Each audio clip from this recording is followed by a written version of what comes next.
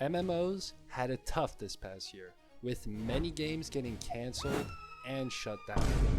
But, guys, listen up. 2026 is looking better. So, here's 10 new MMORPGs coming in 2026 that actually look good. Bellatores, an action medieval fantasy MMO centered around 15th century Europe. Developed by NYOU, a Korean studio with previous experience at Blizzard. Yeah, those guys. It's coming to PC with a planned Q4 2026 release. So, Bellatores, unlike many other MMOs, is focusing on large-scale, open-world faction PvP. You'll be farming, grinding mobs, and fighting bosses, all while having to fight other players, as the PvP in this game is not optional.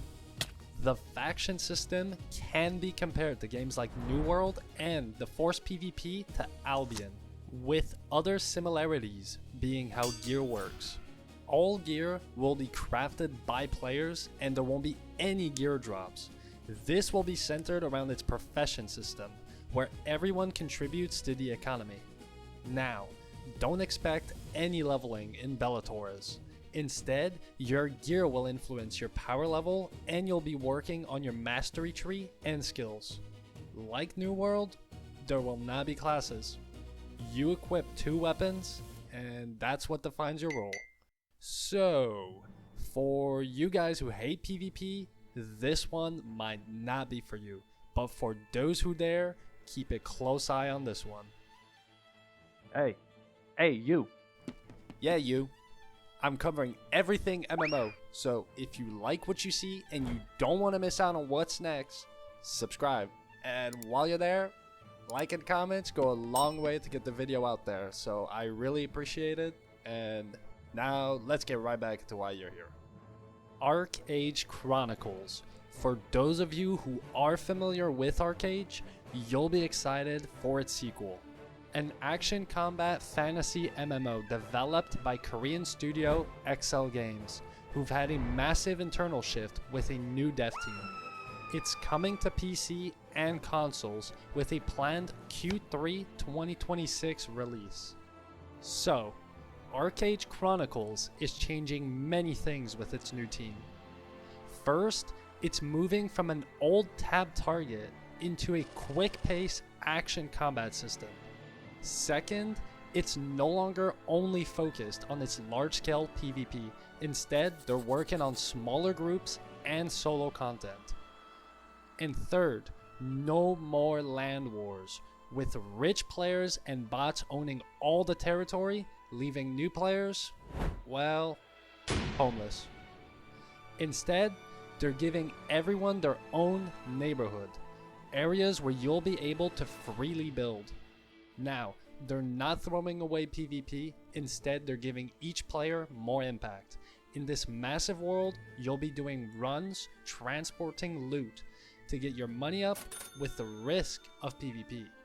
You'll be selling vast oceans, hunting mobs like the Kraken from the old game, and fighting others in large naval battles. And there's going to be large 40 versus 40 guild and faction PvP. So, could this sequel be the revival of a great MMO? We will see soon. Scars of Honor, a free-to-play hybrid action and tab target fantasy MMO. Developed by a new Bulgarian indie studio, Beast Burst Entertainment, aimed to launch Q4 2026 on PC and later mobile. This is one I'm really looking forward to and have recently covered, because this MMO pledges to have no pay to win of any form.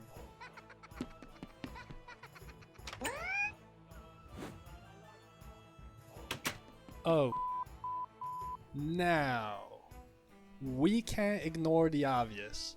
This game currently has many resemblances to World of Warcraft, and some would say this is the Classic Plus experience that, well, we've been looking for.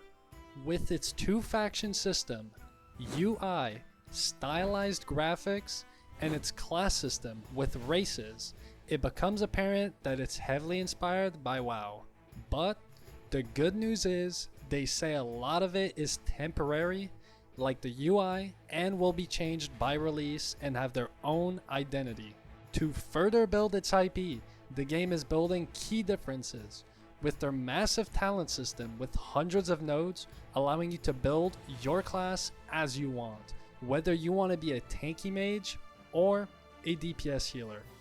Also, the Scar system, where you gain permanent buffs and changes to your playstyle from a selection of random cards.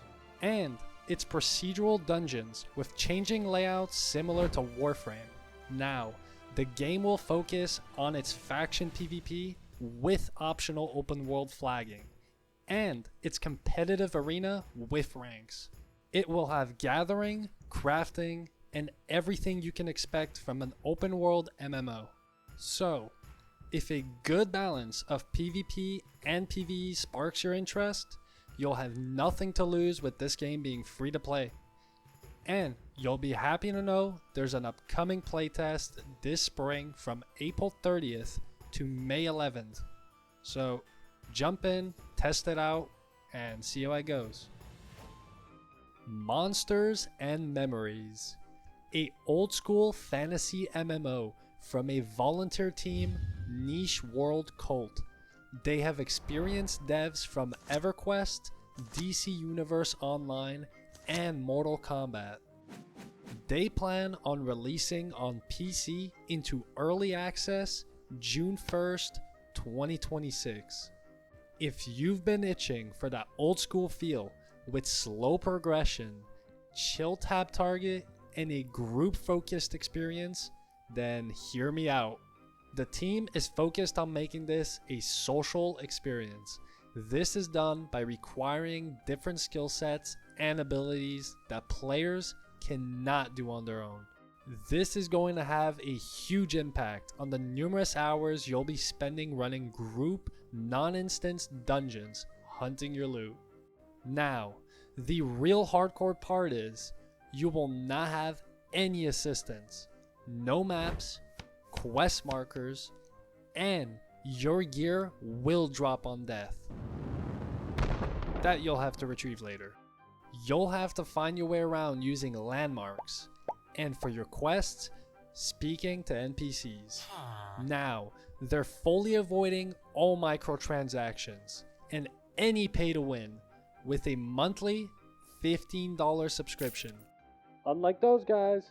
So, if you've been missing the feel of an old school MMO, this might just be the hardcore experience to jump into. Apogea, a top-down 3D old school medieval fantasy MMO from a Brazilian indie studio called Trinitas. The game plans to launch on PC sometime in 2026. The game will be a hardcore experience with no quest markers, tutorials, and open world PvP with a 10% XP lost upon death. When you leave a safe zone, there will be flagged PvP and Blood Moon events, making it non-optional. The world is filled with farm spots, mobs, puzzles, and bosses. Apogea keeps the old school point and click movement, but gives it a modern option of WASD. So, if you want to play a Tibia-like game with some hardcore elements and don't mind losing 10% of your progress to some random pleb or one misstep, then this could be the kick in the you need. Soul Enchant, a tab target medieval fantasy MMO centered around gods. Developed by Korean studio Alt9 for PC and mobile with a Q2 2026 release. Well. If you ever wanted to flex your wallet, this is the game. This game is a mobile-first experience, launching in Korea and soon coming to the world, where you'll be doing a little bit of this and a little bit of that. Honestly, with this one, I couldn't find anything from the devs else than them talking about how you'll be paying for everything. And I mean everything. Elected players will be able to become gods, ruling over entire servers with admin-like powers, allowing them to collect taxes, spawn enemies, unlock content, control items, and more. Now, the bad starts with the fact that everything appears to be purchasable, which is typical for a Korean MMO. You'll also have the ability to play up to 3 characters simultaneously, so I guess you can just tank, DPS, and heal yourself? And the best part, there's going to be 24-hour offline play where your character will be farming, growing, and progressing while you sleep. So, you'll get in for free, but without a fat wallet, I would say avoid this one. Aion 2, a hybrid action and tab target fantasy MMO sequel to Aion, made by popular Korean NC Soft for PC and mobile. The game already launched in Korea and Taiwan in 2025 and has been a massive success, so it's going global in Q3 2026. Built in UE5 with insane graphics, the game brings something no other MMO has: full aerial combat with dogfights and diving attacks. Now, the game has a massive seamless PvPvE zone with large faction fights over territory. Players can enter through rift portals, allowing them to get to the enemy faction's map to attack them. There's world bosses, over 200 dungeons from solo challenges to 20-man raids. Now, this game looks insanely good, but with it being a Korean MMO, yeah, you're going to hit a wall slowing down your progress, where the pay to win kicks in with the battle pass, premium currency, upgrade materials, and on top of that, the pricey optional subscription that may not be so optional to have access to the auction house, player trading, and get this, currency exchange, allowing you to swap paid currency for in-game gold.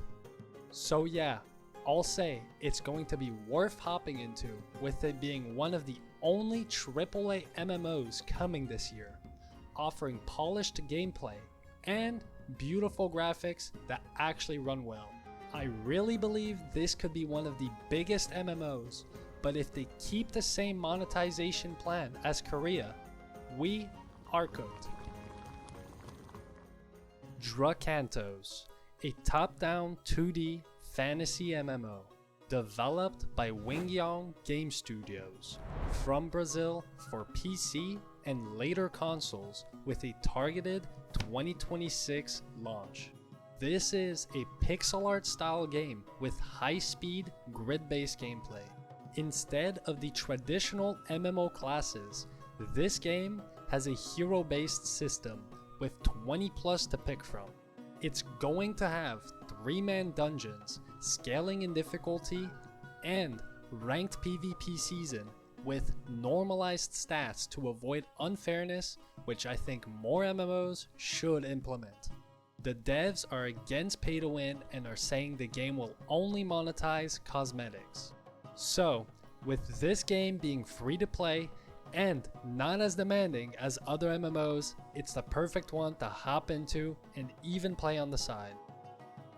Soulframe, a Souls-like fantasy MMO from Canadian Digital Extreme Studios, who also have developed Warframe. Soulframe is coming to PC and consoles with a targeted 2026 launch. The game's been in pre-alpha testing for a couple months, and unlike Warframe, it's building a Souls-like experience focused on slow, melee, and bow combat with iframe dodges and parries. The class system is also very similar to Warframe, where you're going to have to get parts to build weapons and classes you'll be freely able to equip and swap. With the game being free to play, there will likely be a similar monetization model to Warframe, where paying to speed up crafting processes for weapons and classes will be there. Now, you'll be running through procedural dungeons as the main play loop to collect your resources, but in the open world, you'll be solving riddles, taking on enemies, and fighting bosses with a bunch of missions. This one's going to probably hold a sizable player base and stick around for a long time. If they continue in Warframe's successful footsteps, there's nothing stopping them. Eclipse The Awakening, a dark medieval fantasy MMO, developed by Korean Npixel for PC and mobile with a targeted 2026 launch. From what we know, this MMO is going to be free to play and it's built on UE5. You're going to build up your sanctuary for better upgrades, which is similar to hideouts and personal bases in other games. You'll be crafting and boosting your character stats by gathering shards of light from the outside world. The main endgame loop is centered around guild PvP over holy sites, but unlike other games, there will be monsters fighting both attackers and defenders. There will be dungeons, and because of the mobile aspect, they plan to have dispatch missions where you'll send out your characters and companions on missions for resources, and with that, a lightweight auto combat, but keeping the main tasks like boss fights and sieges for active playing. For this one, it's still too early to tell, as there hasn't been much information released. So I'd say keep an eye out, but I would not bank anything on this being great, especially with the typical Korean pay to win. Here are some quick honorable mentions I thought I'd add that are not your typical MMO, but are just around the corner in 2026. Cinder City, aimed to release on PC and consoles in Q3 to 4 2026. A free-to-play third-person tactical shooter in this post-apocalyptic Korean open world focused on PvE with MMO elements. You'll pick your hero and fight mutants, mechs, and robots. Light No Fire, possibly coming late 2026 to PC and consoles. From the developers of No Man's Sky, they're making a 1-to-1 Earth-scale procedural open world where you'll be able to explore all of it and run into other players. There will be building, PvE, crafting, ground and flying mounts, sea exploration, and selling, with a lot more. Chrono Odyssey, delayed to Q1 2027, coming to PC and consoles. If you played the beta, then you know that was straight. And well, the devs also got the message, so they're going back and remaking a whole lot of the game. We'll see what they come up with, but I'd be cautious. Alright, that's the list in no particular order. So let me know in the comments, what game are you looking to hop into? And with that being said, I'll see you guys soon. Peace out.